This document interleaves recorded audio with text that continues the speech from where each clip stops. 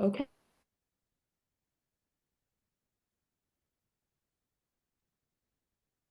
Good morning, everyone. Welcome to our Long-Term Recovery Coalition of Broward meeting.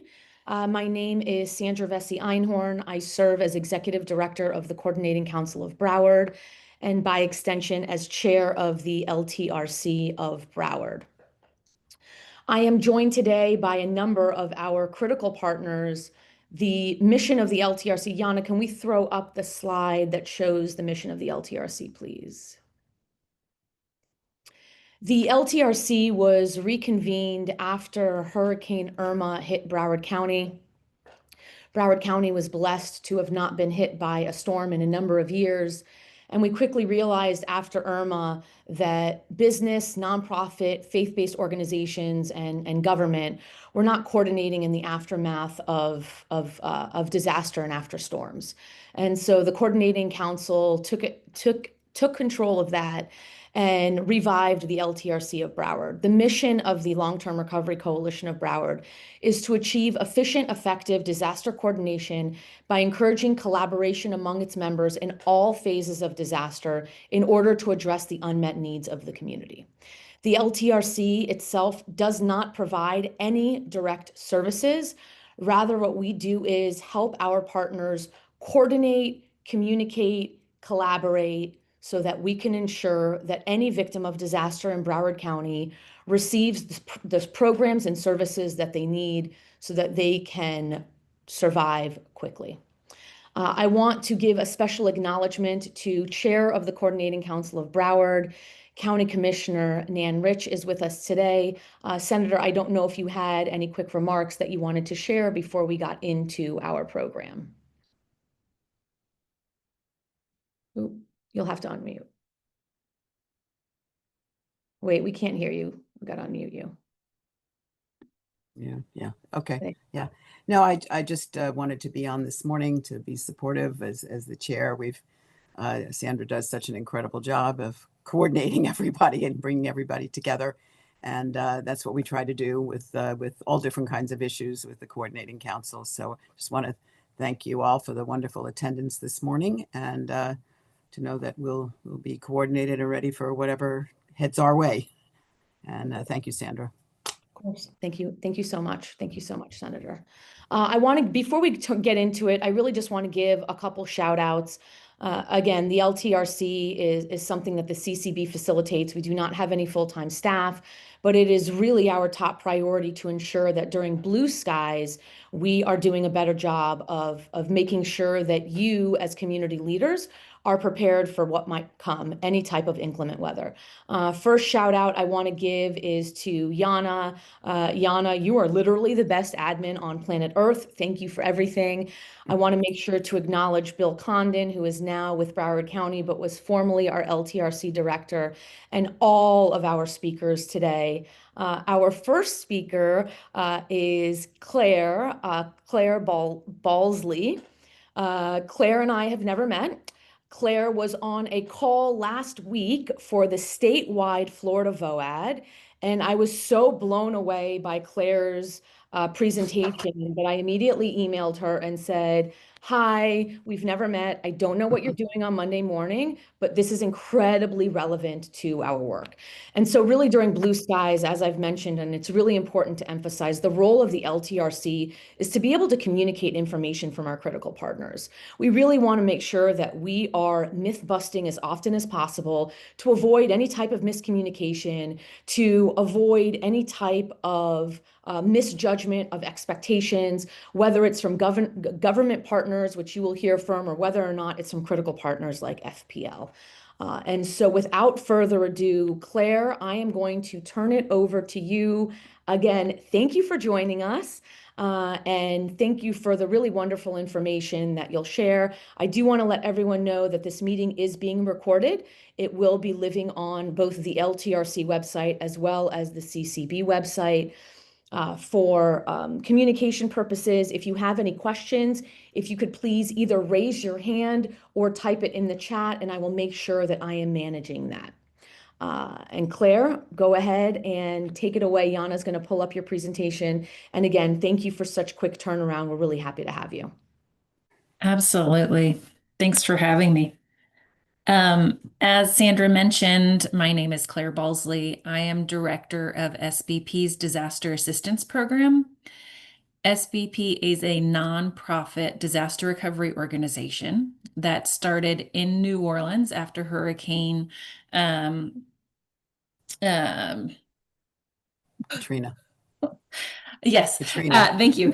20 years ago, or nearly 20 years ago. And since um, at that time, we had some co-founders who started our organization as a rebuild program in a parish called the St. Bernard Parish. And at the time, we called ourselves the St. Bernard Project.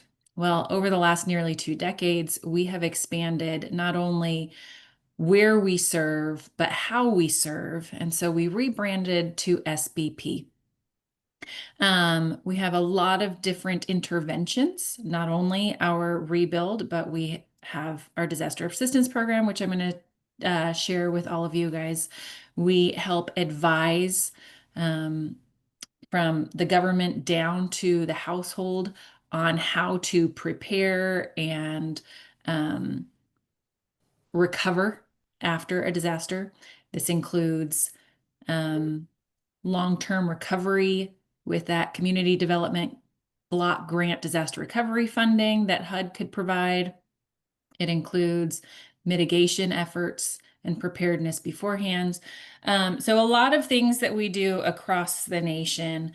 And I feel really lucky that I can work for an organization that really helps reduce that amount of time between when the disaster strikes and when we can help households recover.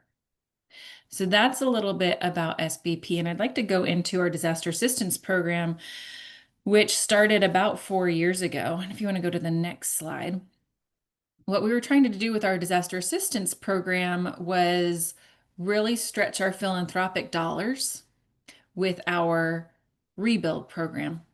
And we thought, well, what can we do to help stretch these philanthropic dollars? And we realized that a lot of the survivors that we were working with had not been appealing FEMA. And so we started out as a pilot program and really just beta tested by filing appeals for those households that we were helping in the rebuild process. And that was their very first appeal came out in December of 2020. In May of 2021, Hannah Dreyer, who is an investigative journalist, wrote an article in the Washington Post identifying that 66 to 87% of all FEMA applicants are denied assistance, which is a startling number. This could be due to a slew of reasons. It could be because the applicant didn't fill out everything properly. There's some gaps in information that FEMA needs. Could be because that household has insurance and FEMA wants to understand if there's a duplication of benefits. It could be that when FEMA called and said, "Are you living in your house?" even though it's half gone, that household said yes, and FEMA incorrectly assumed that the house was safe to live in because of that reason. So a whole slew of reasons. The more sad part is that at the time of the article, only 3% of applicants were appealing their decisions. Today, it's closer to 4 to 5%, which is great, still not great enough. What we want to see is as many people as possible appealing their FEMA decisions. Appealing is an integral part of the FEMA process. What's hard for a lot of people to understand is that appealing is a key piece of FEMA. They'll read that initial determination letter, that first page, and they will see you are not eligible, assistance not approved, and they will not go to page 3 that says if you do not agree with this, here's how to appeal. So that's why I think it's so important as advocates, we all explain and we share, hey, you need to appeal. Appealing is vital. So not only sharing that information, but helping those who need the assistance in the appeals process because it's layered and complex. So we started our program 4 years ago, 5 years ago. And since that time, and this data is actually not as accurate as it should be as of the beginning of last week. We have many more awards and appeals that have been submitted since then. Our disaster assistance program helps homeowners in the FEMA appeals process. So to date, we've assisted 1,400 households across over 20 different disasters in filing appeals. The number that's inaccurate is this 6.08 million in additional awards. We're now at like closer to 6.2 million in additional awards received as of last week. These are awards that would have otherwise not been secured by these households. These are awards that would have been left on the table otherwise had an appeal not been performed. And through the appeals, we have seen an average increase of 93.3% in funding over their original award. So it is so important to appeal, so important. While my team helps these survivors in the appeals process, we also provide training to other advocates on how to help households appeal. So if there is any interest on receiving training for your group, please reach out because we are more than happy to provide this training because again, our goal is to see that percentage of applicants increase from 3 to 5% appeal rate to an even higher appeal rate. And they can't do it on their own all the time. Next slide.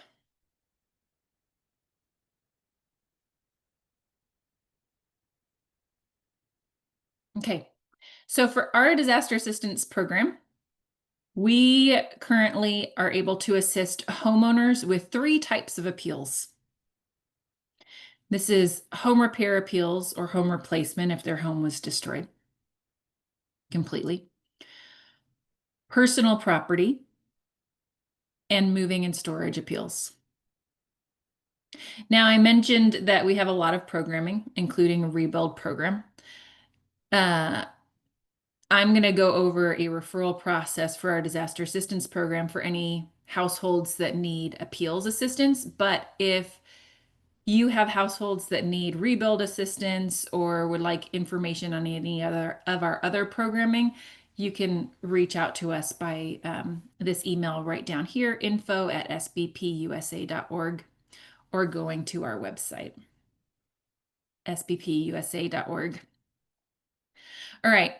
So to refer households in need of those 3 types of appeals, home repair, personal property, moving, and storage, you can go to an online form, which you'll see. And I'm hoping, Sandra and Yana, these slides will be shared with everybody. Is that correct? Otherwise, I can throw these links into the chat after. We're going to share the slides with everybody at the end. Beautiful. All right. So if you go to the next slide, I'll show you what this form looks like.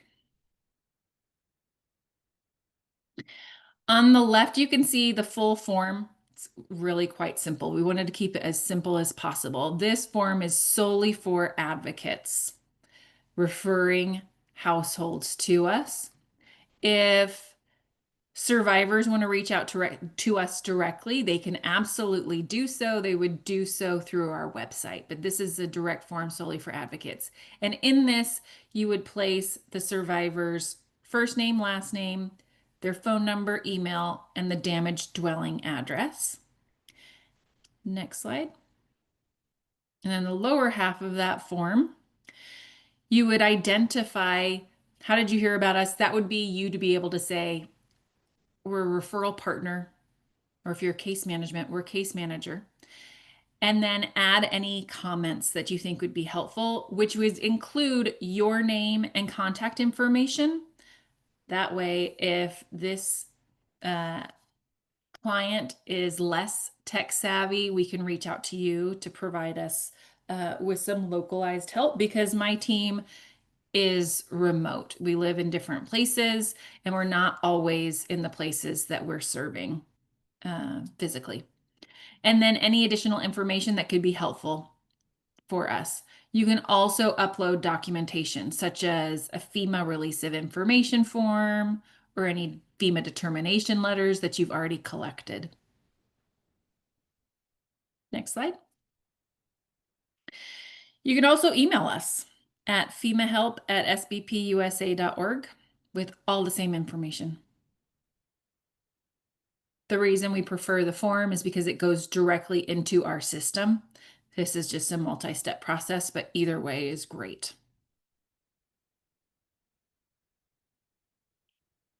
There are a few things that can be really helpful to help us expedite the appeals. And that is a release of information form, FEMA's release of information form with SBP listed under section C.5. If you guys use those forms, like I mentioned before, the FEMA determination letters, and any other substantiating documentation that could be helpful. If you go to the next slide, there are some examples such as insurance, receipts for repairs that have already been made, or any photos of damages. And that is just a brief overview of SBP. There can be, I'll throw in the chat some additional information, including, and actually, Yana, I will send you a flyer that you can also send out that has our contact information on it, a 1-800 number, and our email, which is noted inside that presentation, which is femahelp@sbpusa.org, and our website link where disaster survivors can reach out to us directly. Claire, thank you so much for that. Whereas I thought that I wanted to be your new best friend last week, I have had several people that have now posted to me privately, either in chat, that they want to be your best friend. Again, this was transformative. You know, in all the conversations that we've had, never once did it even occur to me, as someone that's been chairing the LTRC since Irma, that not only was there an opportunity to go back to FEMA, but that there was a process and an organization that can hold their hand through it. I know that we've got a lot of our nonprofit leaders on here, so what I'd like to do is connect with you a week from now. You could tell me how many emails from South Florida have you been inundated with people saying that they want to do the training. And perhaps later on this summer, we can facilitate a very specific train the trainer training. We could maybe do that in partnership with, I see Neighbors for Neighbors is on here, you know, all of the counties. And I think I also saw Alexis from the United Way, who is our ESF 15, but stay tuned for any nonprofits that would be interested in one of these train the trainer opportunities. You can either email Claire or you could just make it a lot easier and email me, but we definitely plan on doing that. Again, thank you so much for coming through with just a couple days notice, and really for all the work that you're doing, because again, going back to our goal for these meetings is to myth bust and to really make sure that we are being clear in what expectations are and what expectations are not. And this was a really great myth buster. So Claire, thank you so much for that. Yeah, thanks again for having me. Of course. And Claire's presentation is also available for download above. Thank you so much. Does anyone have any questions for Claire? No. All right, I keep a tight schedule, so we are going to move on. I know that we have Kathy Strader on the line, and I know that Kathy is in the airport. So if it's okay with everyone, Kathy, if you're prepared to present right now. Kathy, I'm just going to turn it over to you where it might be easier. Kathy, are you there? Going once? All right, if not, we can come back to. How's that? Oh, Kathy, yes, you're there. Hi. Brought to Hi, you Kathy. from Atlanta Airport. Kathy, before I turn it over to you, I just really want to acknowledge, both you and Greg and your role and how supportive you've been of me since we revived the LTRC back in 2016. You have been a constant resource and partner, always sharing relevant information through Florida VOAD and all of the other places. I'm really excited to have you on today's call to share a little bit about Florida VOAD. And so I'm going to turn the floor over to you. Thank you. It's good to be with all of you today. I hope there's not too much noise in the background. I don't hear any noise as of now. Here Go we ahead. go.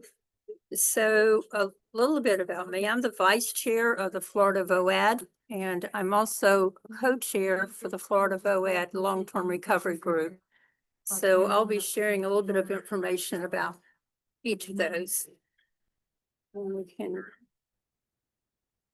can go to the next slide. Yeah, just trying to keep updated and that one, the big one I'm saying that. So the Florida VOAD, we've been working really hard the last couple of years to build up our network. And we meet 4 times a year with a business meeting along with updates and preparedness and response and recovery and mitigation. Twice a year, we meet with our partners, the Emergency Preparedness Association, FEPA, which is coming up this coming Wednesday. And then we'll meet with them in the winter up in Destin. And then once a year, we go to the Governor's Hurricane Conference. And then we have a 4th meeting that's it's independent. It's not attached to anything else. And with all of this and the trainings we've been doing, we have really increased our membership. I think we're up to 100 people now. So next slide. Have a little bit of news for you around the state. During the national VOAD conference a couple of months ago, we, meaning all of us, the Florida VOAD received the State VOAD of the Year award. And that was very encouraging, seeing as we've had 5 storms in about 3 years. Also, our Volunteer Florida was awarded the DCM grant. And for those that don't know that, that's the Disaster Case Management Grant of $53 million for Hurricane Helene and Milton. And that will be covering case management in all the counties that were affected. And a couple of new things we're working on. With National VOAD, we are creating a nationwide map that will show you all the active long-term recovery groups with contacts and websites.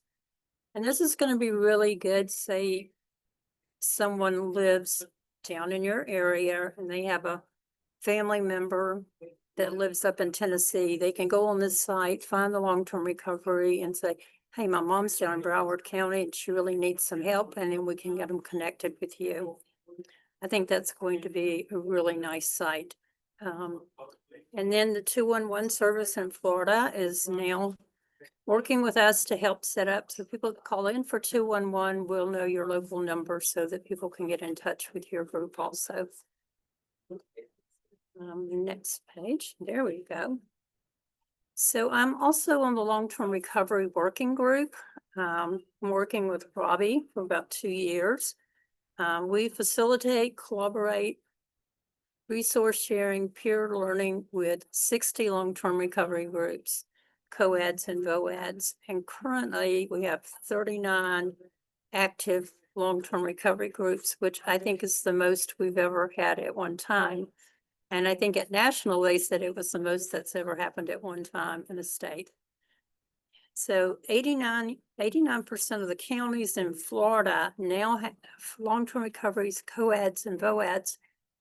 And what that means for all of us is if we have a storm and we've not had one in a while, you're going to have a lot of support and backup. We help to communicate between the long-term recoveries, the state partners, and the national members. And through all of this, it just helps our local recoveries through the training and technical assistance in the monthly meetings. Next. So I thought I would add this really bright picture for you. This year alone, we have already trained 265 people with at least 4 modulars. And we take the site of the area with a disaster and we kind of zoom into what's the closest for everyone to drive to within 2 hours. And I know we're going to get your bunch there one day, but I hope it's not because of a storm. We can go to the next slide. Okay, this is, I'm kind of switching hats here. I don't know if my camera's even on. But Greg and I are regional managers with World Renew. We also cover South Carolina, Georgia, Florida, and Alabama.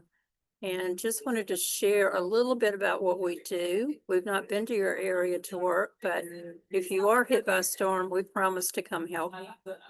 So the next one, next slide. We do cleanup in the early parts of response. We have disaster teams that come and spend days, weeks, and months after disasters. They muck out houses, tarp roofs, and do chainsaw work. There we go. We also do needs assessments. It's usually at least 6 months after the storm. We get invited in by the local organizations and we do a survey of clients of the urgent and non-urgent needs. We put all this data into categories and you can use it for case management. One of the best parts of that, I'm sorry, that's okay, I'll just add this in, is that you will get a detailed report dashboard that will tell you 100 families came in and it's going to be about 8.5 million. And you can use it for fundraising, but it also breaks it down to people with long-term medical issues, veterans, children, because particular grants go for particular categories of people. So in this, oops, can we go back? I'm sorry. Back to, or will that work? Okay, there we go.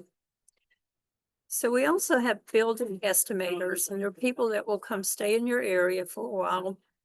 They will give you a cost estimates of materials, cost of labor, information provided to the local organizations. And this type of information also comes off your estimates that we do. We can go to the next one. We have a home reconstruction site currently in Venice. It's going into its 2nd year. They repaired and completed over 40 homes. We rotate in volunteers that stay 2 to 3 weeks at a time. It's pretty self-contained. It has a shower trailer, laundry trailer, and we're located in a church that we framed out for bedrooms, and we use their fellowship hall for a kitchen. I've been down to visit a couple of times. I love it. Not to go anywhere. So I think the next one might be our last. So we also do weekly groups, and people come from churches and schools. We coordinate through your group and your caseworkers. We do a wide range of work and a wide range of skills and ages. I was on the last operation, not painting or with hammer or anything. There was a lady, 82 years old, painting, and one in her 50s hanging sheetrock. So it's a lot of work. And I think that might be my last slide. It is. Thank you, Sandra, for inviting me to come, and we'll see you on the monthly calls and maybe one of the state meetings. Again, Kathy, thank you so much. I'll let you grab your flight. Again, I can't say enough about the role of Florida VOAD, and certainly I don't need to tell anyone on this call that natural disasters do not see county lines. And so not only do we always try and make these conversations regional, but we've seen since Hurricane Irma, as I've been involved with Florida VOAD, the need to really understand the landscape statewide, and the need to be able to recognize the role of Florida VOAD and Volunteer Florida, who couldn't be with us today because they're deployed out in Texas, but how the state really comes together when there's a storm. You know, right now the Florida VOAD calls continue on monthly. They're talking about a number of storms, some that were several years ago, and they've got folks from all over the state that are deployed to help. Organizations that perhaps we've never heard of in South Florida that predominantly work in North Florida. These are how we create the partnerships that we know that we're going to need in gray skies. And so it's during blue skies that I want to make sure to build these relationships and bring these partners before you so that you're made aware of them. Kathy, again, thank you so much. Kathy's presentation is also available for download.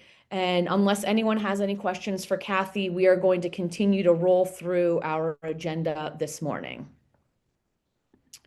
All right, seeing none, I want to turn it over to JP Butler Miller from the Florida Department of Emergency Management.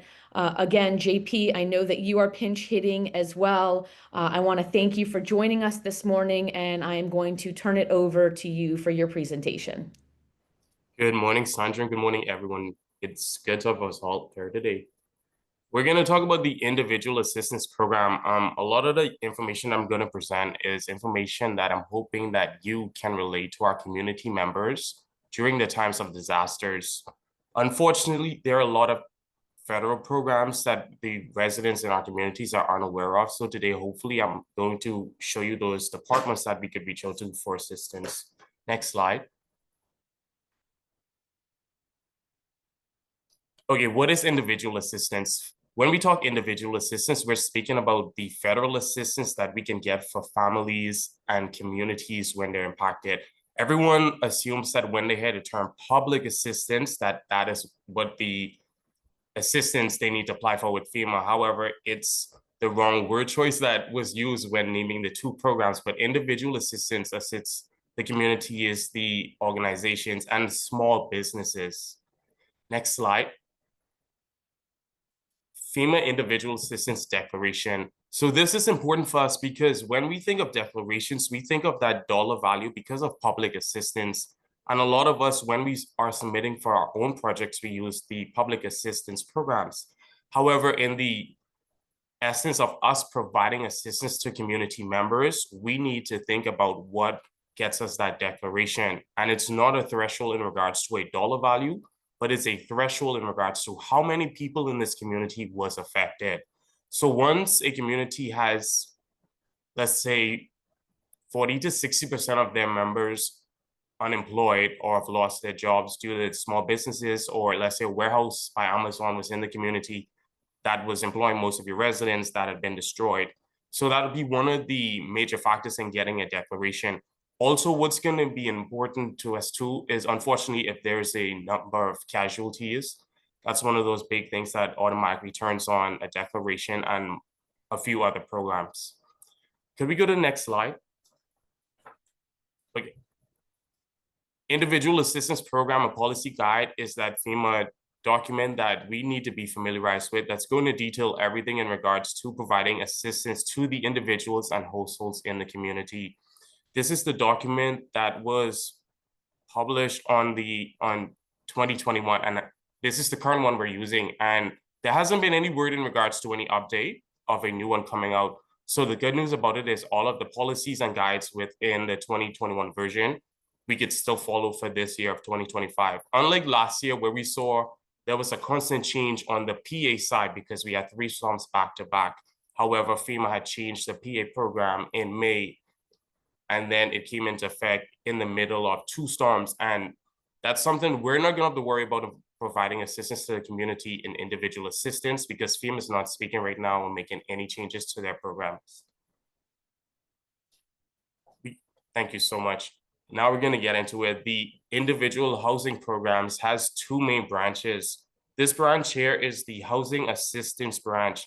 And when we offer programs under this branch to residents in the community, the max grant amount is $43,600.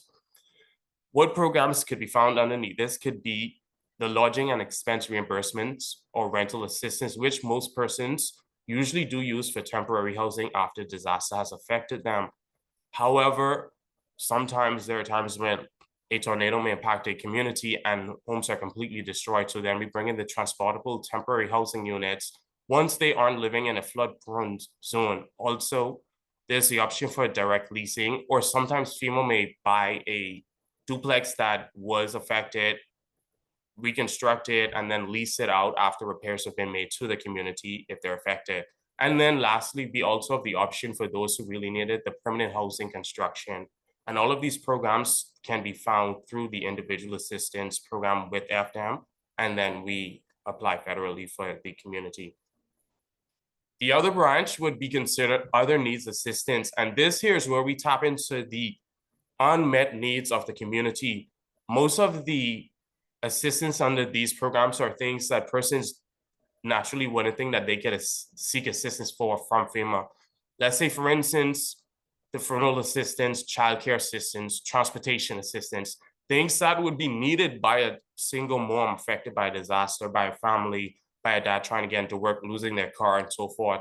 They're just thinking their car insurance, seek funds from there, and trying to figure out how else. And the fortunate part is now we know that there are other needs assistance that can be applied for. And the good thing about it is the max grant amount on the both branches are separate. So $43,600 is for housing, and the max grant amount for other needs is also $43,600. So that's something good when it comes to the individual assistance program. Could we go to the next slide, please? Sandra, this is something that I want to say is one of the biggest deals. We heard Claire talk about it earlier, and I was here smiling as she was speaking about the FEMA appeals process. I was like, yes, okay, we're getting the message out there. Like, I do have good news, Sandra and Claire. It's up from 4 to 5% to now 6% of appeals. So we're up by 1% now. I'm so happy to see that. Hopefully we get it up some more.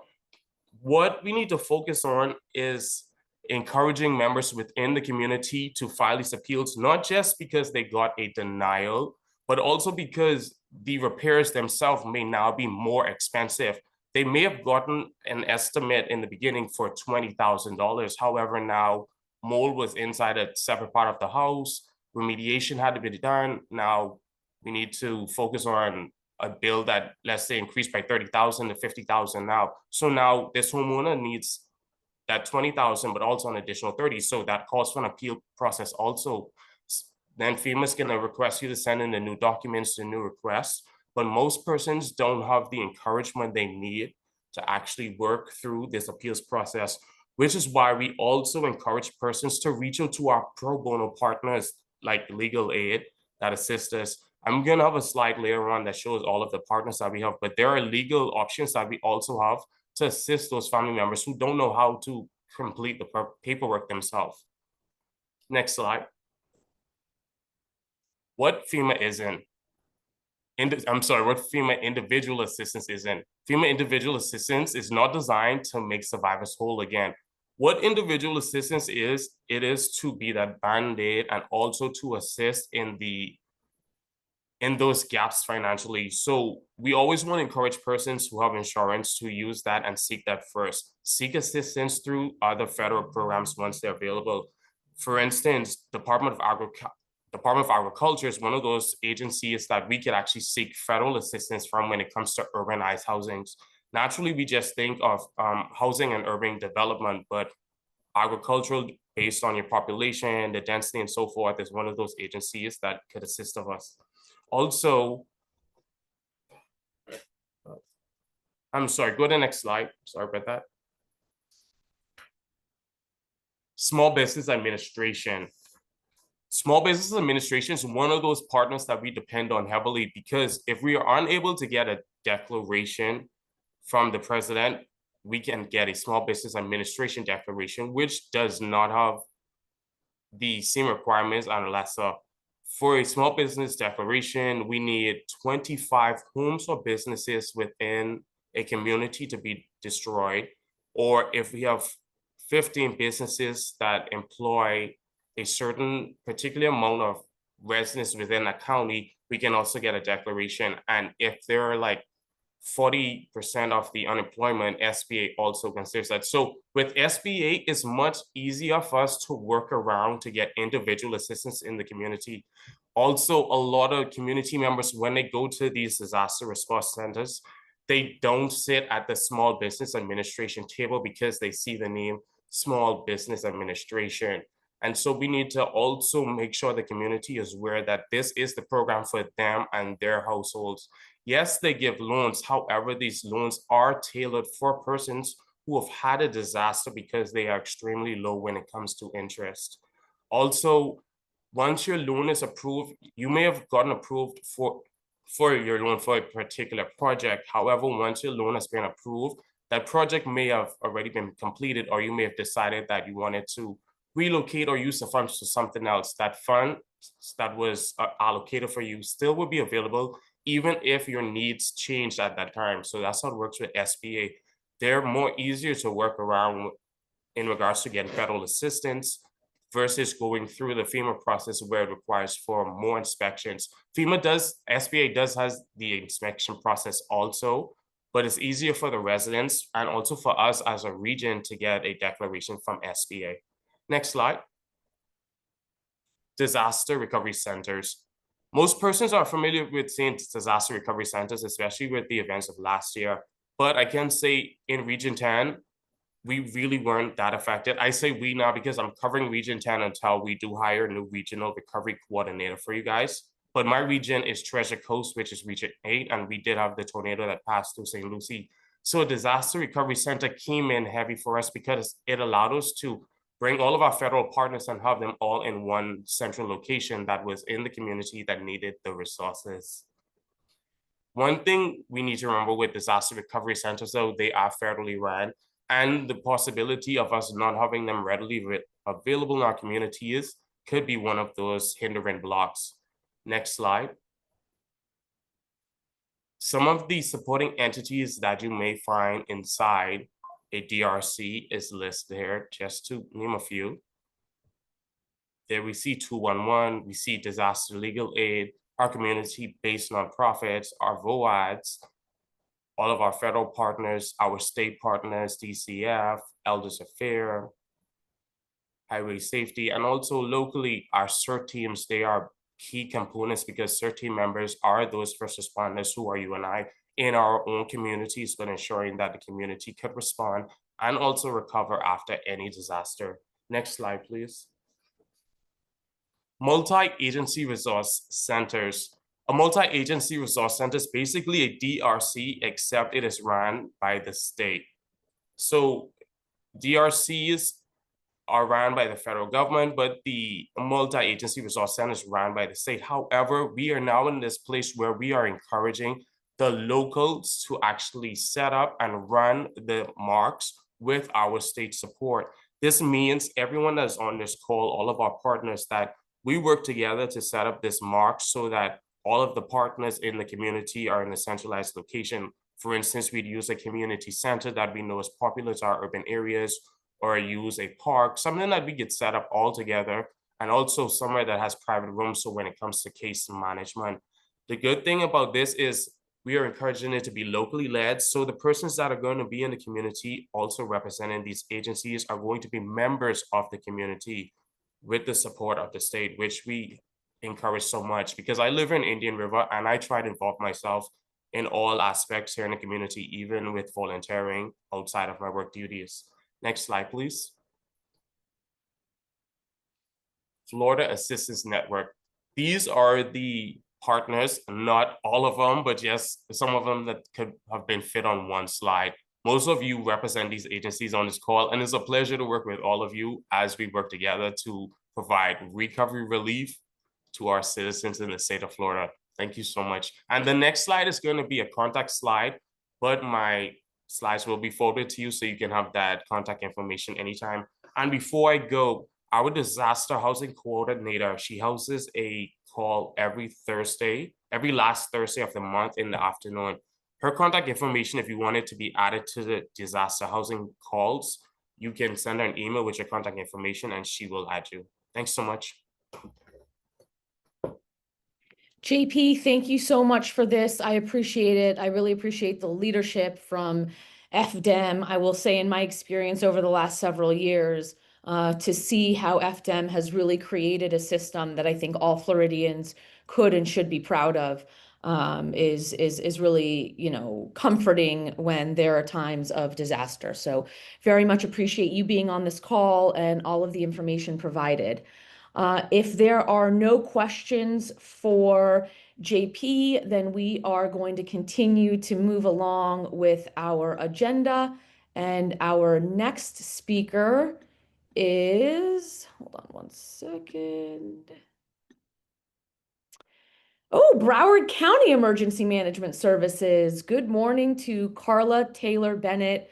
Again, I really want to thank everyone at Broward County Emergency Management. I don't know if Clay is on the call, Clay Pacheco, the director of EM. He has been fantastic. He's been a great resource and a great partner. I really can't say enough great things about Bill Condon. And Carla, you have literally been with us since the very, very beginning. So I appreciate you always being our contact. I appreciate you always not just answering emails, but sharing information in blue skies.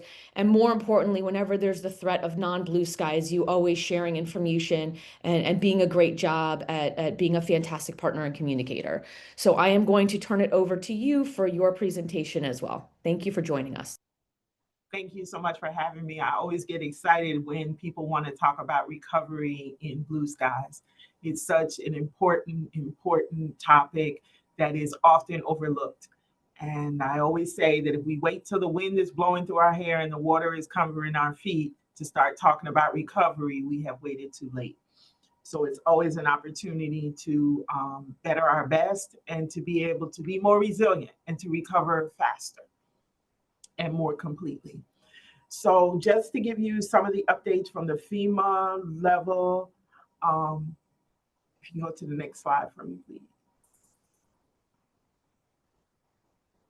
So we're going to talk about the new preliminary damage assessment guide. It's hot off the presses. We're going to talk about the joint PDA plan of action, which is going to impact many organizations. We're going to talk about damage assessment validation tools and individual damage assessment levels. And then we're going to conclude our conversation with the April 12th FEMA draft memo that we in the recovery world have been watching very, very closely to see where that allows us to land.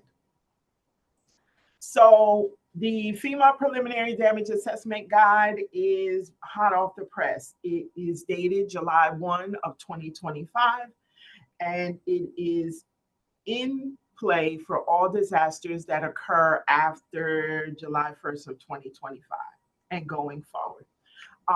The preliminary damage assessment guide provides sort of a standard framework of how we are to do this damage assessment. And you'll see in the later slides that it really becomes important that we really master preliminary damage assessment if we have any shot of receiving a declaration here for this county. I've been saying for a very long time that getting those declarations has been a challenge in this county. And that is definitely a gap that we hope to, make smaller, for whatever that means. Next slide. So, next slide.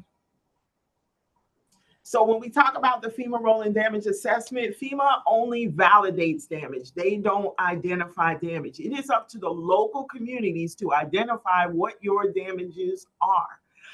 We have an initial damage assessment process that allows us to identify what our initial level of damages are. And that requires everyone participating. It requires the county agencies, the municipalities, the nonprofits, the individual organizations to really identify where those damages are and the impact of those damages.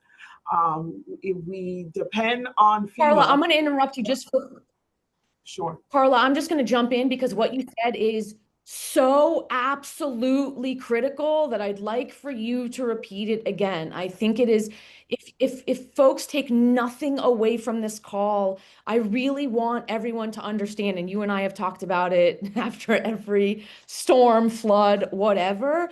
It is incumbent upon the community to identify what the damage is.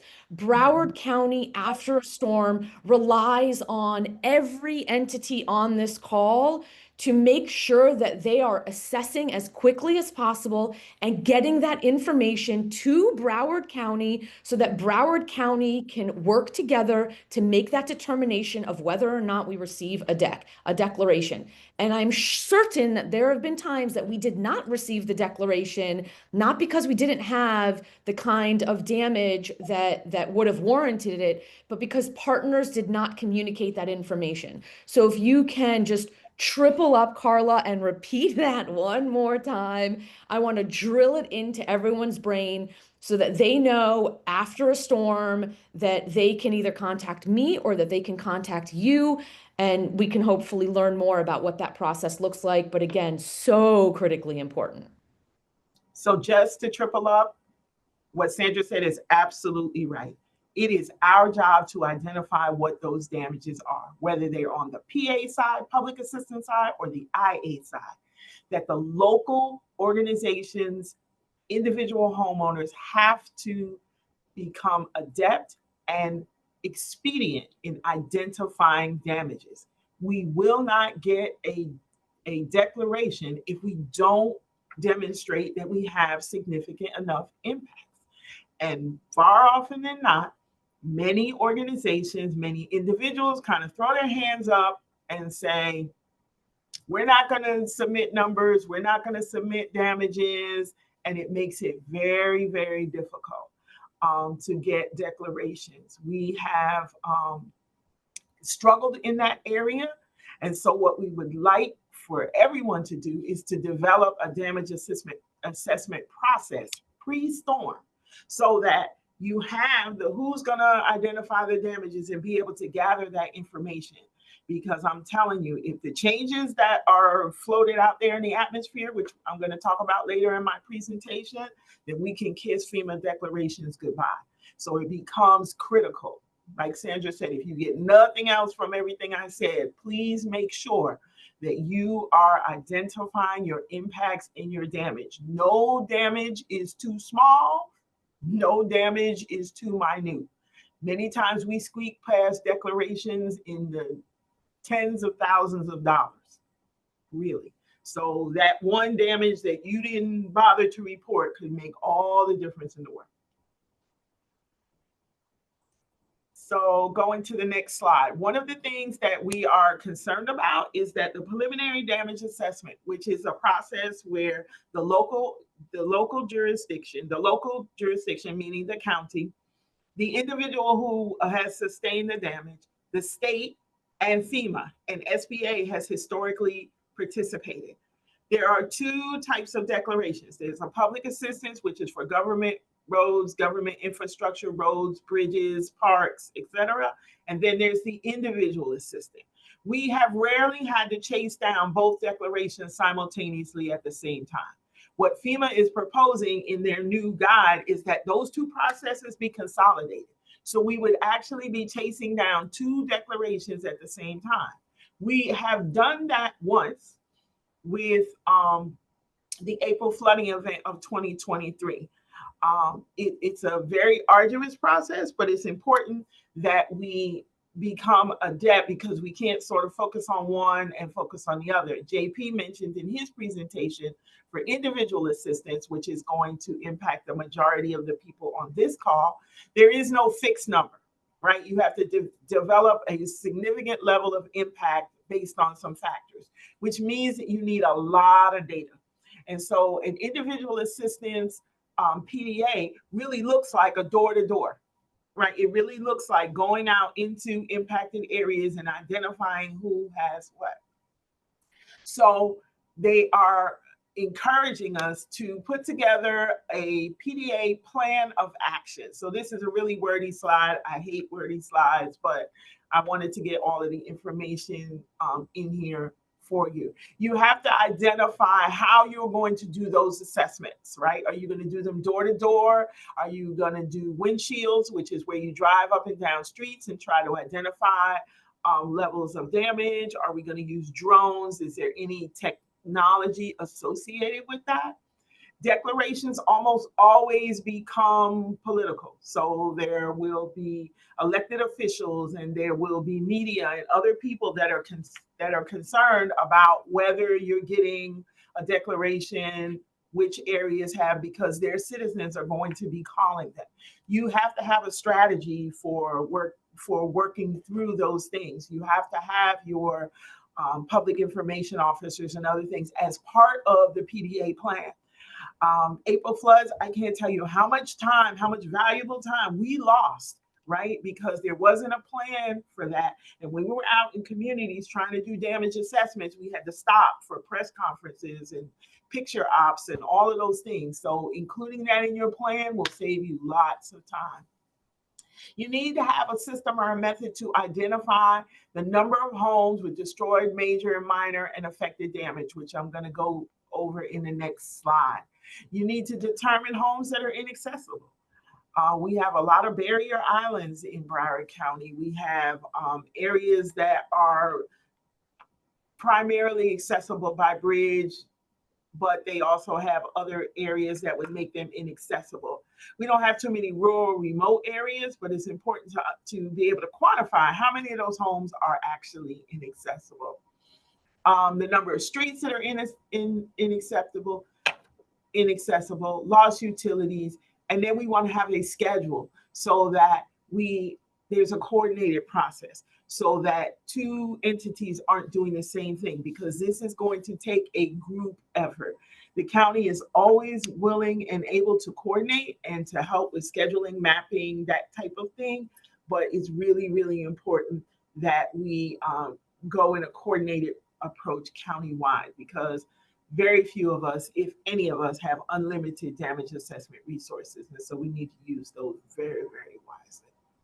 When we look at all of the damages, again, we want to know where are the most extensive damages and those locations, right? We can map those things to be able to provide a snapshot of these most significantly impacted areas. When we do the PDA and when FEMA has boots on the ground and we're going out, it really looks like a tour.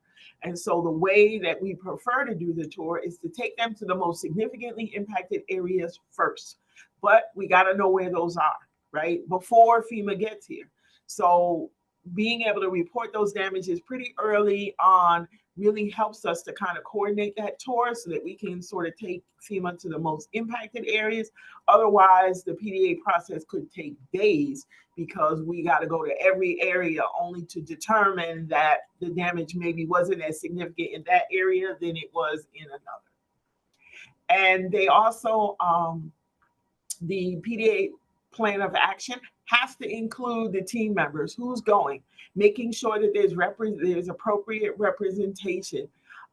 For April floods, we realized that many of the communities that were impacted were largely Haitian Creole populations. And so we requested, as part of our PDA request, that they bring language support in order to assist clients that were of the Haitian Creole, so that they could have language interpretation services. And if you need sign language, if whatever those particular things that you need, you want to make sure that those are included in your plan of action. Damage assessment valid. Next slide. There's a couple ways that you can validate damage. FEMA will use these tools in order to validate the damages after the disaster. That certainly there's the notion of self-reporting, and the county has a home damage assessment app where individual residents can upload information about damages to their homes. The door-to-door assessments I talked about are there digital surveys that can be done. There's a ton of software out there that can identify damages in a wide scale area and determine what those levels of damages potentially are based on water levels or wind levels. There are also automated validation tools that can go in and validate damages. RS means is one. There's quite a few others that will allow you to assess damage, because I mean, the only thing I know is every time I fix something in my house, it's a lot of money. But how much is a lot of money? I don't know. So being able to provide documentation of how much damage was done to an individual house, that usually requires some external assistance. You can also use site assessments, windshield surveys, virtual sensing, which we talked about. GIS mapping is another thing that allows us to validate. Modeling hazards, and then there's the desktop assessments. So those are things that FEMA can utilize in order to validate your damages. So going back to what I said before, the local jurisdiction identifies, FEMA validates. Next slide. So they updated the definition of essential living spaces. That had always sort of been a point of contention for people, because FEMA standard is safe, sanitary, and secure. Like you said, they are not going to build you a new house. You are not going to get enough money to rehab your whole house. It's not going to be an extreme home makeover. But what they talked about is that the essential living spaces is a bedroom, bathroom, kitchen, or living room that is regularly occupied or used by one or more members of the household. So that guest bedroom, that extra bedroom that you have, that is not considered an essential living space. Kitchens are considered essential as long as there's not another undamaged kitchen in the home. So that is one of the clarifications that was made, because there was a lot of, I won't say contention, but there was a lot of disagreement about whether kitchens were in. Federal assistance may not be extended to structures that are not included within the home if they function as a bedroom. So if you have a garage that's converted to an apartment, if you have rooms behind your apartment, previously those were not allowed to be funded, but now they are. So, but just make sure. So your she shed out there, if you're using it as one of the essential living spaces, not just as a craft room, then that would be now eligible under the new provisions. Next slide. So when we talk about damage, individual damage assessment, which again is homes and small businesses, there's affected, which is non-structural damage. That's a little bit of water gets in that house. There's minor water intrusion. Your house was affected by the storm. Your yard may have been flooded, but there was no significant damage, but you are still eligible. We can still count that, but we need to know about that, right? The minor is things that can be fixed, right? Non-structural damage. The water line is usually the determining event in a flooding event. So if the flooding is below the electric outlets, right, then that is considered minor. If it is at or above the electric outlets, right, then that's considered to be major damage. And destroyed is significant enough damage that the home is deemed a total loss. And so irregardless of whether your home is insured or uninsured, we can sort all of that out on the back end. We need to know the level of impact for your home. If you do not have electrical outlets, or if your electrical outlets are somewhere else, then the measuring stick is 18 inches. You have 18 inches of water more, whether it is surge or standing, we need to know about that. That is major damage, and that goes into our impact statement, where we're able to report how many homes are affected, how many homes are minor, how many homes are major, and how many are destroyed. With the Florida building codes being what they are down here in South Florida, you are not likely to have a whole lot of homes that are destroyed, fortunately, but it's important to make the case or make the argument with the numbers of homes that have been impacted. Additional tools that can be utilized in order to validate the impacts is the duration of the flood. How much water fell within a specific time frame. how long was the water in there? If the water is contaminated with sewage, oil, chemicals, that requires special protocols, those types of things, that's always major damage. So if you had 4 inches of water in your house and it was contaminated with sewage, then guess what? Your home just went from minor to major. Anything that has anything to do with your foundation, cosmetic damage, even paint discoloration, loose siding, missing shingles, or damaged gutters, those all can elevate the level of damage from your home. Sometimes, particularly in a flooding event, it's challenging to get the water levels, so we can use these additional tools. And then if you lost your, well, we don't really have furnaces here, but your hot water heater or your air conditioner system, that also can elevate your damages associated with the disaster. Next slide, please. So again, you'll have the slides. I'm not going to go through this with too much detail, but there are damage levels that FEMA has clarified in their guidance. So now you have more information about the different damage levels, and there are different standards for manufactured homes. I know we don't have a whole lot of manufactured homes, but it's important to understand what those standards are and what that means. Any questions about anything that I said about the PA guide? Okay, so we have been watching very closely the April 12, 2025 FEMA draft memo. We recognize that this memo is pre-decisional, that no action has been taken, but we've been monitoring it very, very closely because there are some things that are concerning at the local level that we want to make sure that we are prepared for. So the draft memo talks about public assistance thresholds, hazard mitigation grant program funding, the HMTP, the increased federal cost share, and recreational facilities funding. If you could go to the next slide, please. So currently our state threshold is $1.89 per capita, and for Broward County it's $4.72. So currently, as we sit on the public assistance side, our threshold is $9 million and change, not $9.2 million, which means that before FEMA gives us 1 penny, we have to demonstrate validated $9.2 million in damages. Now, that sounds like a large number, but my life motto is many hands makes light work. So if all of the municipalities participate, if all of the eligible nonprofits participate, if everyone sort of reports their damages, then that 9.2 can happen in a matter of minutes. But we need the school board, we need the sheriff's department, we need all of the constitutional officers. We need to make sure that everybody is providing damages so we can achieve that. The April 12th memo is proposing that the state threshold go to $7.56, which would make the state threshold $162 million.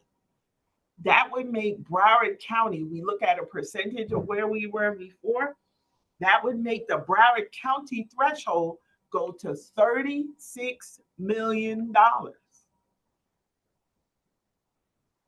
$36 million.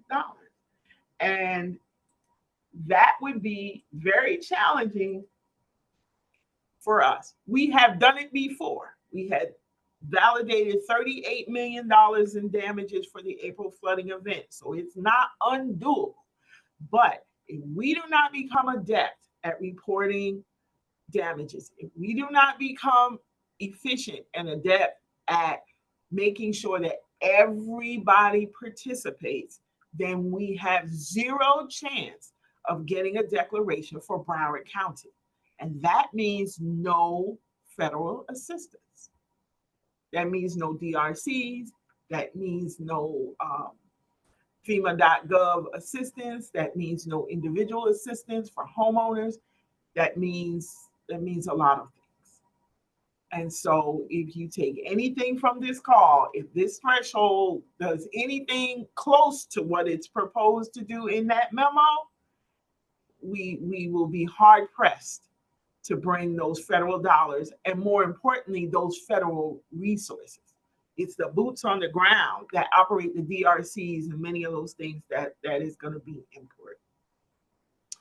Hazard mitigation grant funding. Currently, HMGP, which is money that is utilized for repair, for proactive repairs of facilities, your hardening of your facilities, your elevating.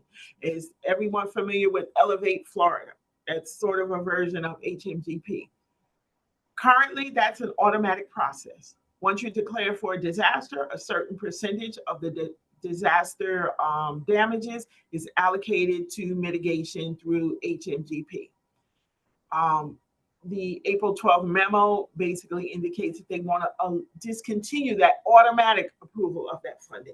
That would be more individualized, and that it wouldn't be an automatic process for each disaster. So if we don't have sort of those proactive dollars in order to mitigate damages prior to a disaster, it makes it very difficult to sort of advocate for them after. Next slide, please. So when we start to look at cost share, currently the FEMA cost share on both the IA and PA side is FEMA pays 75%, and the state pays 12.5%, and then the local person pays 12.5%. So we're fortunate in the state of Florida that FDEM is very generous with us and that they split that cost share with us, but that's not a given. If in certain disasters, when we have an emergency declaration, those cost shares have gone to 100%. Those cost shares have gone beyond 75%. And so the April memo is saying no more of that. So we got 100% for the first 90 days for Milton. We got 100% for debris back in Irma. So there have been quite a few instances where they have given us 100% federal cost share, but under the proposed memo that would no longer exist. And then category G is recreational facilities funding. They want to really limit that to only critical life and property preservation or protection. The challenge for that is that we have in Broward County a lot of category G projects, the biggest of which would be our beaches. And so beaches are very, very expensive damages. You can rack up millions and millions of dollars in damages if your beaches are wiped out. We have many, many coastal communities here. We have a lot of piers and ports and golf courses and those types of things. And if those things get wiped out and they eliminate the category G funding, then we would not be able to seek reimbursement for those things. And the beaches are a large part of your tourist attraction. It's a large part of who we are here. And so if beaches are taken offline because of a storm, they were damaged in the storm, and that renourishment activities cannot take place, then that would be very, very devastating to our community and how we recover from a disaster. Just to give you some ideas, beach renourishment usually starts at $1 million, and it can be upwards of $4 or $5 million. And one storm can come in and wipe out your entire beach. The town of Hillsborough Beach loses their beach almost every time there's a disaster. And so people will not come to South Florida unless they can go to a beach. So that's important for us to remember. Next slide. So we just want to caution you that it's a draft memo. It's pre-decisional. The information is being provided to make us aware of the changes that could occur. But in an abundance of caution, we want to discuss them in case they do occur. We want to make sure that we're prepared in the local community here in emergency management, that as we move through recovery, that we understand where the potential landmines could be, if any. At this point, we are anxiously waiting for what the FEMA thresholds are going to be. They're normally released in August, September-ish, because they're going to be effective October 1. We want to make sure that our community is prepared. We want to make sure that we're able to navigate the new guidance and the ever-changing guidance. There's a lot of communication at the FEMA level, that talks about what or if FEMA will continue to exist and what that new footprint will look like. At the county level, we're monitoring that information and continuing to stay on top of things. I would say to everyone to just make sure that we sort of have our house in order locally so that whatever changes come, we're able to navigate. Broward County has been very fortunate that we haven't had a direct impact major disaster since 2017, Hurricane Irma. But what we all remember about Irma is that we had developed a lot of apathy about disaster response and recovery, and Irma kind of knocked us on our tail feathers. And so we don't want to have that level of apathy going forward, and we just want to make sure that everyone is prepared and that recovery can happen in a very efficient way. Carla, So, yes. thank you so much for that. That was really fantastic. Senator Rich, I think you might have had a question. I wanted to let her ask her question if she wanted. If not, then again, you shared some of the most important. It was not a question. It was kind of a response to what Carla was talking about, because I think people need to be aware of the fact that what she's talking about could have significant impact on our budget as a county. And that's the issue here, because we have so many areas where the federal and the state government are impacting our budget, whether it's Medicaid or, many other issues, that, this is something that I'm hoping, Carla, that we're going to get, better information before we have to make final decisions on the budget, which is coming up in September.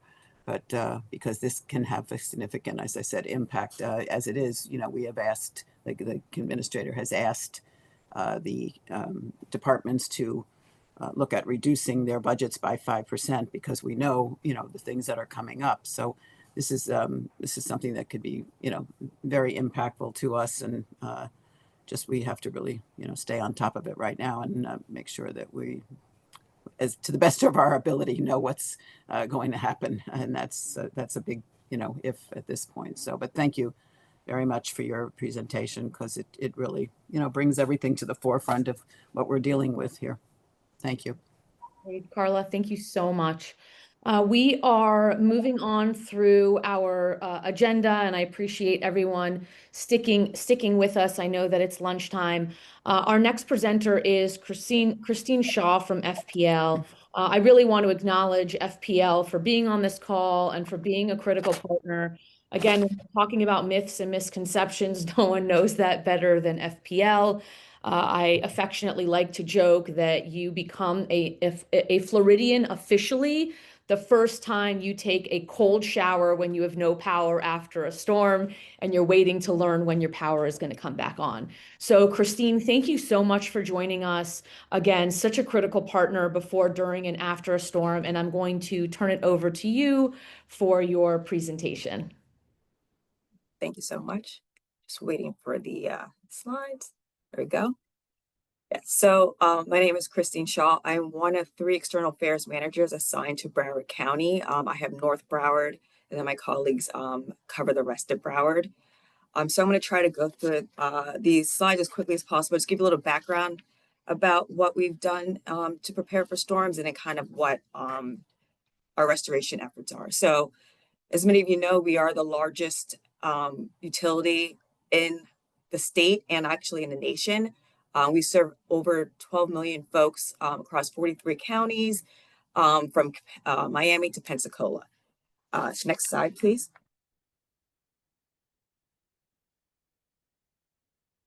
Our ongoing customer commitment is our reliability, our keeping our bills as low as possible, and diversifying our energy mix.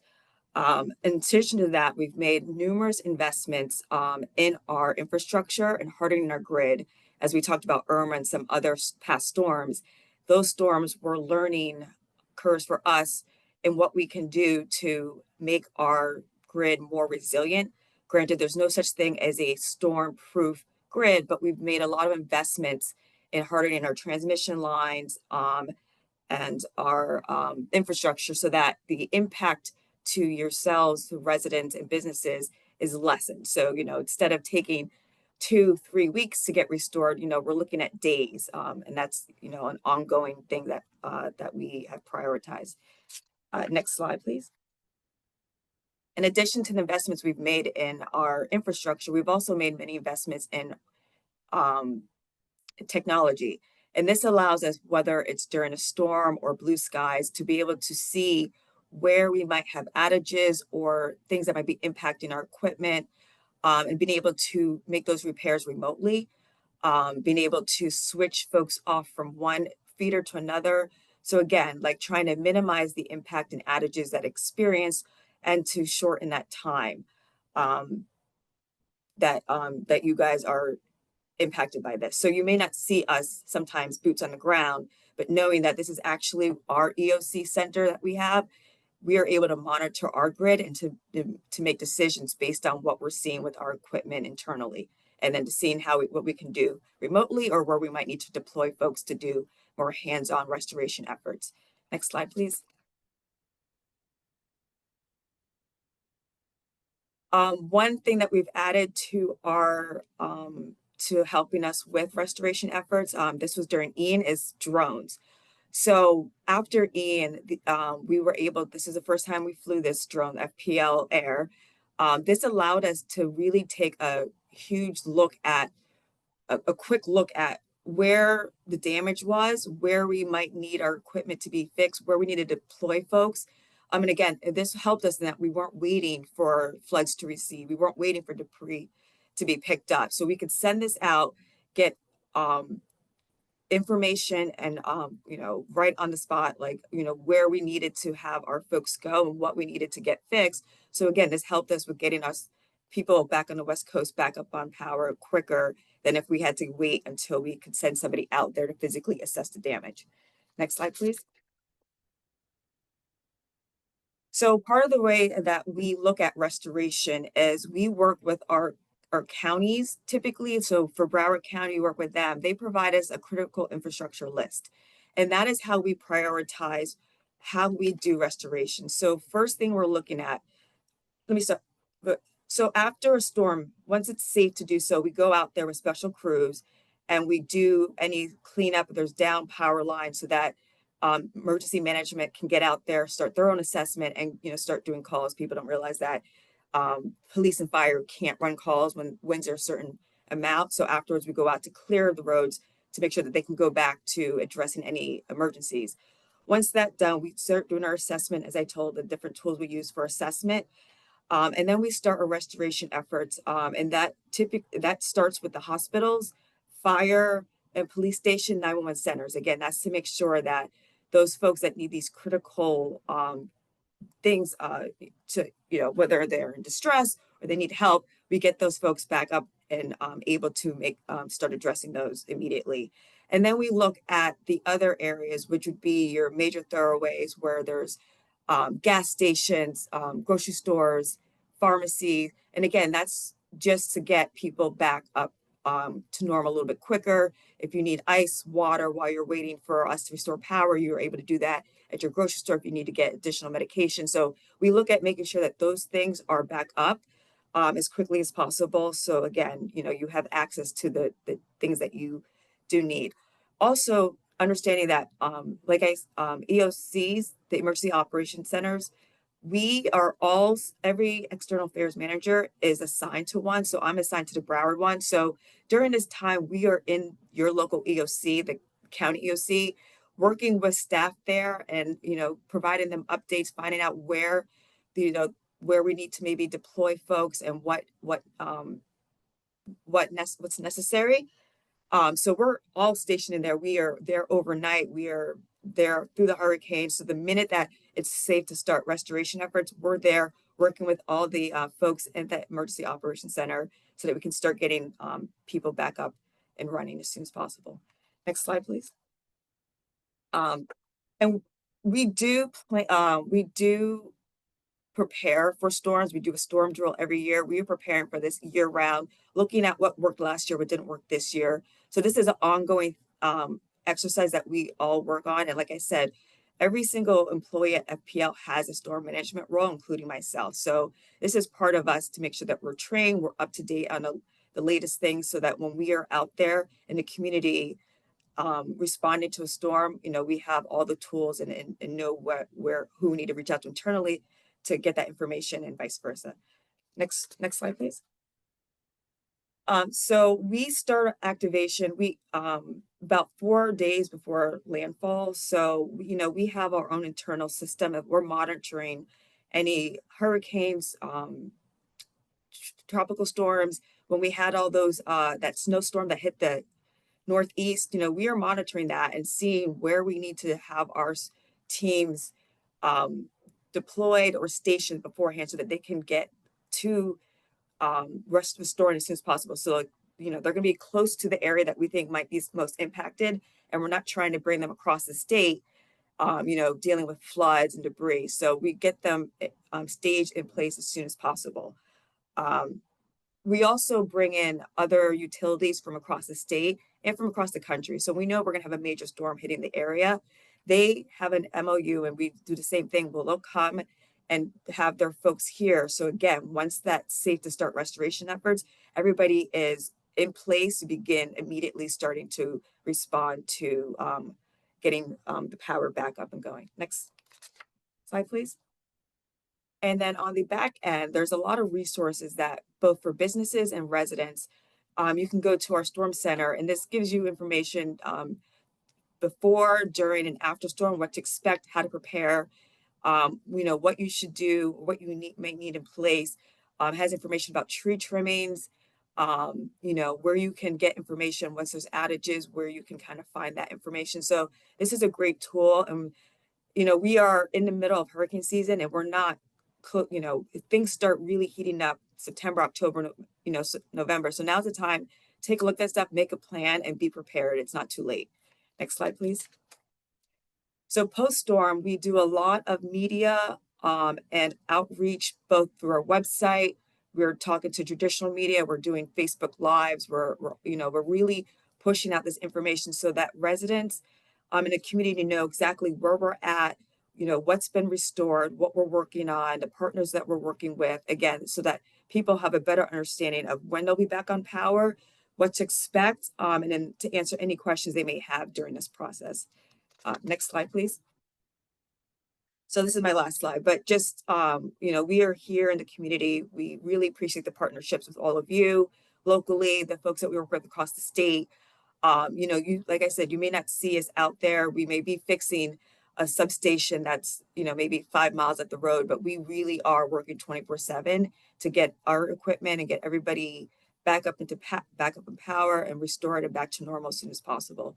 So I really appreciate the opportunity, and I hope that information gives you a little bit of understanding of how we respond during post-storm.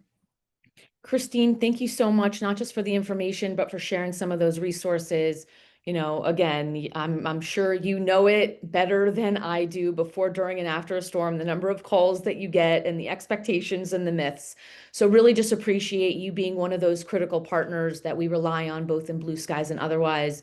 And all the great information that you shared is available on our LTRC website, and we'll make sure to share it on social media as well. Thank you. And I know that we're at 12:30, but we do have 2 more presentations left from just really great community partners. I'm going to turn it over to the American Red Cross, and then we're going to allow Katie from Neighbors for Neighbors to close us out. But again, Christine, thank you so much. And Zach, take it away. Yeah. Oh, there we go. Can you hear me now? Awesome. I can hear you. Perfect. And I think, awesome. Thank you. So hello, everyone. I'm Zach Stokes. I'm the Senior Community Disaster Program Manager for the South Florida region. I appreciate you all being here and working with Sandra for the last few years. It's been phenomenal. So this is a huge important organization to ensure that we can respond to our communities across Broward. I'm not going to go into too much detail. There's a lot of stuff that the Red Cross does in a disaster, and everyone knows our kind of bread and butter is going to be around sheltering. But some of the things that we're doing in terms of our readiness and our preparedness for hurricane season as well as just disasters at any time, as we know here in Broward. We know that there's the 1,000+ year floods and any number of aspects that can occur throughout the year. That we see across the country. Fingers crossed that all we have to worry about are small things rather than the big stuff. So these are a few things that we have and what we're doing to prepare. So I'll go through some of the stuff that folks can help us out with. If you can go back one slide. Apologies. So, one of the things is the shelter in a day training. So we offer a lot of trainings for our partners across the board. So if you don't have a specific role in a disaster and you want to get engaged, we have a variety of programs and trainings. And even if you do have a role in a disaster operation, we have trainings. One of the secret weapons of the Red Cross is that we have a variety of training. We have a really big training program and catalog that is free for our partners in the community. So we want to highlight that. We are currently doing a Shelter Heroes campaign across the community to increase our shelter program, not just here in South Florida or in Broward County, but also across the Southeastern Caribbean division. So very large, trying to engage more folks as we move forward, because we are seeing a continuous response where we do have disasters occurring all across the country, not just here in South Florida, that we have to be ready for. Because as a national and international organization, we deployed all over the place. For instance, we just sent 125 responders to Canada to help with some fires that were occurring in Canada to help with the mega shelter up there. So we deploy folks all over the place. So this has helped build a team here or bigger team here in Broward and other areas across South Florida. We're always looking to engage our partners. I know this is part of this piece, is to engage our partners. So please don't hesitate to reach out to us if you want to do some preparedness education or training. There's some of our preparedness education programs there below. We do children, adults. The Home Fire Campaign is our free smoke alarm install program that also has some preparedness education along to it.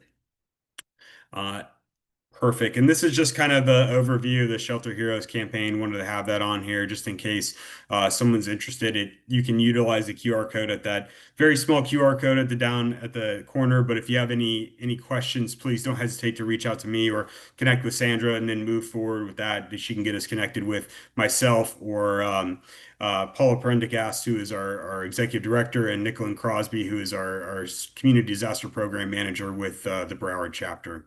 Next slide, please.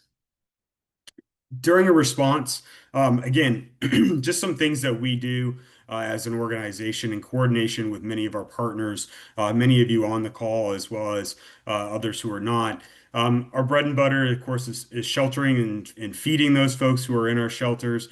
We coordinate with a variety of partners, both nonprofit and faith-based organizations, to our government partners, many of which who are helping us with securing locations that we can utilize during a no-notice event or during a notice event, basically a hurricane or something we know is coming.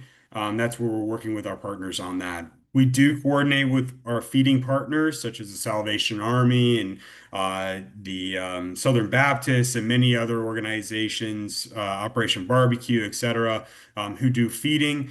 We coordinate with them if there's a gap or any need that they have for that piece. I know disaster assessment is a big topic on this call. And we do our own damage assessment because it ties into our financial assistance program, which I'll talk about later, and that we need to have everything in our system and so that it all connects system-wise. But we do work with FEMA and the counties who are impacted in the states on this damage assessment. It is based off of FEMA structural damage guidelines. So there's a little difference, some of the things that, with the PDA and other aspects that may be different from, some of the new damage assessment that FEMA has. But it is based off their structural damage guidelines. We do have a program that's rolling out.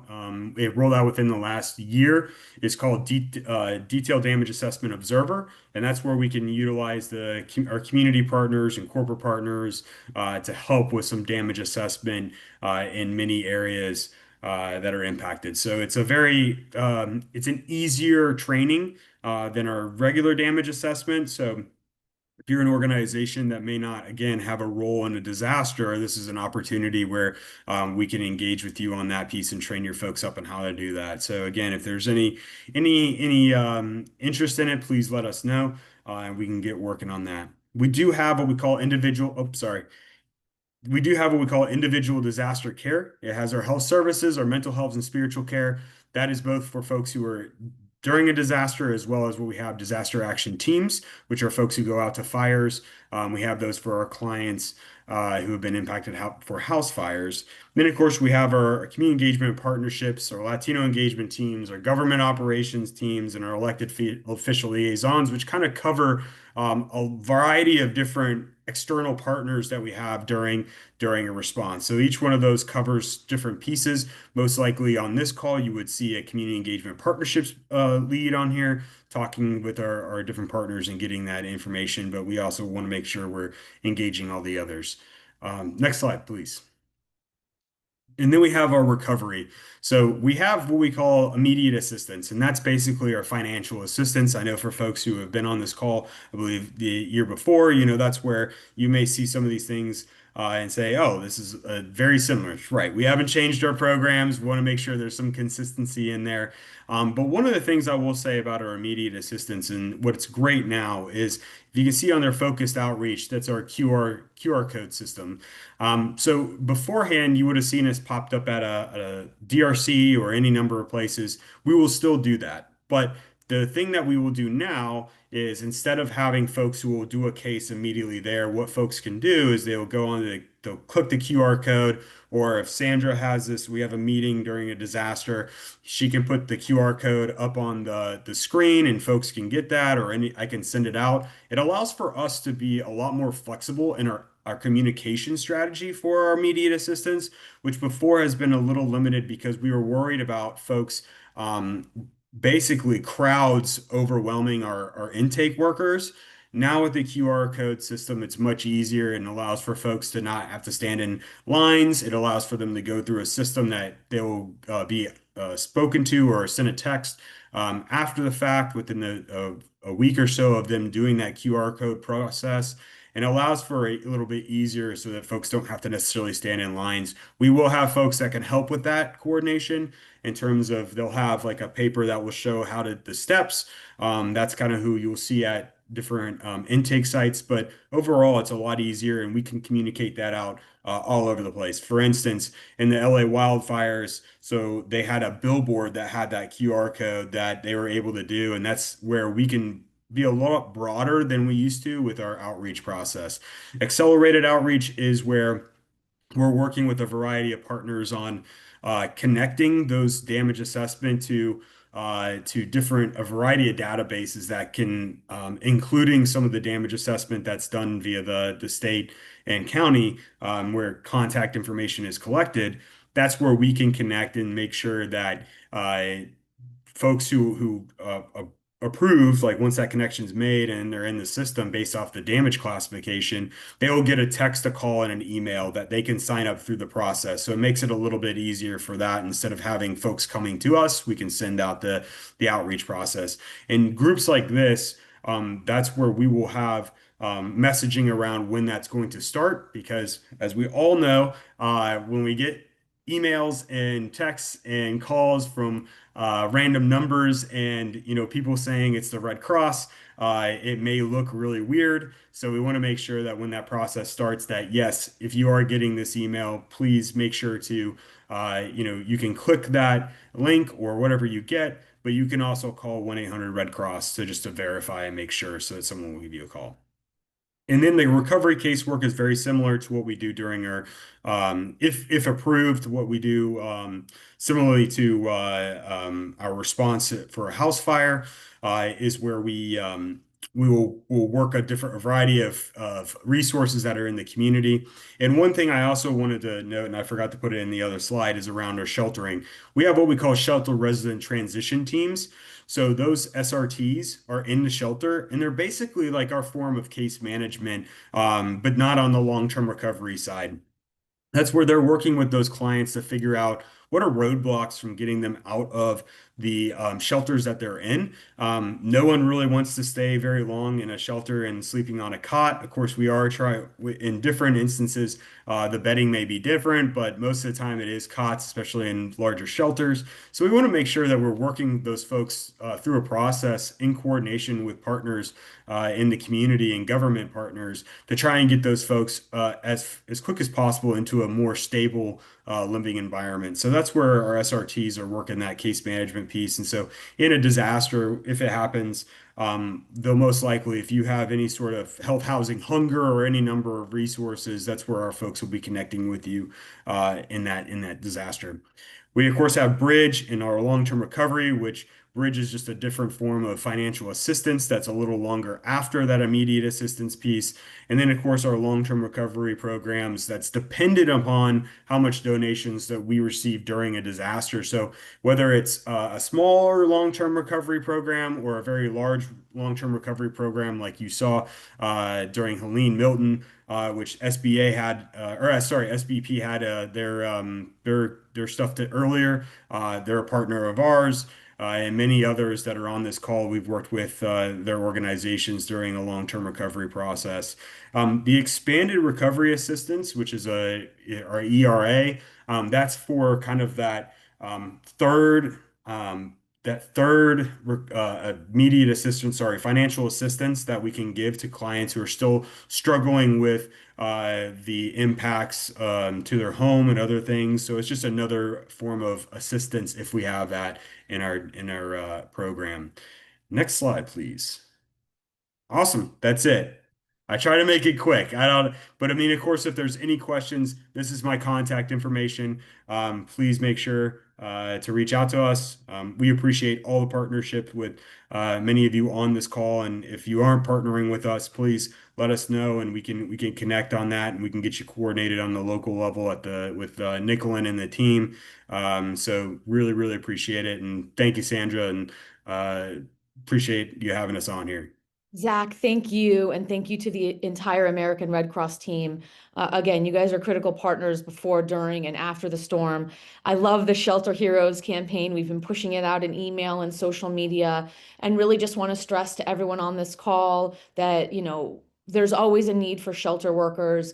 Specifically here in Broward, there's always a challenge in even identifying shelters and making sure that those shelters can be properly staffed. It's a challenge that we come up with every single year. It's just sort of the nature of how Broward County is, with counties and cities and school boards and all those things. And so to the extent that you have the capacity to consider being a shelter hero, please reach out to Zach at the American Red Cross. Again, or you could reach out to me, and I'm happy to put you in touch with the local contacts. Paula here in Broward is fantastic. Last but certainly not least, if you don't know Katie Marr from Neighbors for Neighbors, you've been living under a rock. If you don't know Neighbors for Neighbors, you did not live in South Florida when Hurricane Andrew hit. And so closing us out is perhaps the most, I don't know, just one of the most, what's the word I'm looking for? Bubbly people that I know. Someone who just gives off so much positive energy that it makes me look like a wilting flower. So Katie, why don't you take us home? We are what stands between everyone getting off of an almost 2-hour Zoom. Good luck to you. Yes, and I'll be fast because, that's what Neighbors for Neighbors is all about, right? Coming together and bringing everybody together. We started, and for those of you who don't know, Neighbors for Neighbors actually started as a television campaign with our partners at CBS Miami here in South Florida. using the power of media to get the word out to the community, what the needs were and what was available.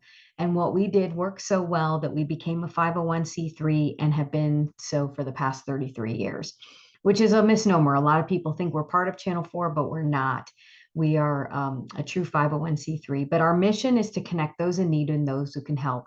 And that is very broad on purpose because it allows us to mold our mission and to mold our activities to whatever's needed. So from Hurricane Andrew to Katrina to the earthquakes in Haiti to the collapse of the building in Surfside to the flooding in Fort Lauderdale. Neighbors for Neighbors specializes in connecting resources, kind of, I hate the term, but out of the box, those unmet needs after the cavalry and getting information out. So that's what we want to be for everybody. Is I've taken copious notes and copied all of your presentations so that we can make sure that the community knows about things like, going back and reapplying, going and for their FEMA things and stuff like that. A lot of things that people don't realize, like things after the flooding, we push, make sure you have flood insurance and understanding the why, because they think, oh no, I have homeowners insurance. And you're like, no, it's not the same.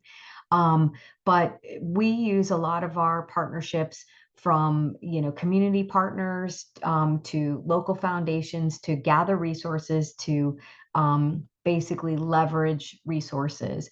I know, for example, back in the flooding in Fort Lauderdale, we were able to take $50,000 and turn it into $1 million in resources and help organizations like Rebuilding Together Broward and Pantry of Broward and Jack and Jill and really help make some people that would have never been able to apply for anything get whole, get some, not whole, but to get some things taken care of for them. And then using the power of media is really powerful because it brings the community together. It shares those stories that tug on their heartstrings, and it allows them to understand how these things are being done and what they can do about it. So I'm not going to say any more because we'll of course be involved as soon as, one drop of rain falls or the wind kicks up and there afterward. And we can't wait to work with all of you guys. And we're a giant team of 4 here at Neighbors for Neighbors. So we're got a whole army that, we're actually like a horde, which is actually only 3 people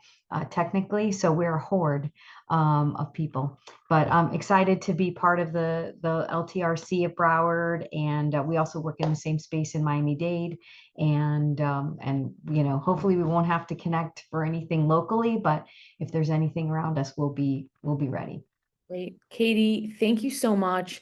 And again, thank you to everyone, Claire, JP, Carla, Christine, Kathy, Zach, Katie, Senator Rich, thank you for joining us. Again, I really want to emphasize, if you have not visited our website, ltrcbroward.org, please add yourself to our email list. All of the presentations are available to you. They were added in the chat. They will be made available on our website.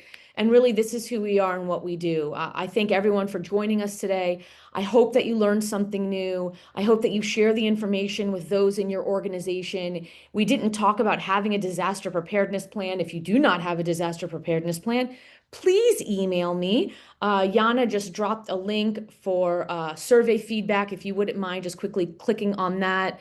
I thank everyone for staying with us for the extra time. I know that we've gone over, and I hate having any meeting that is longer than 60 to 90 minutes, but really just a great opportunity to make sure that we are set up strong for all of hurricane season, which of course goes through the end of October. So with that, wishing everyone continued blue skies. But if not, you know where to find us. Thank you for joining us. Thank you again to Yana and to Bill and to all of our partners. Have a great day, everyone.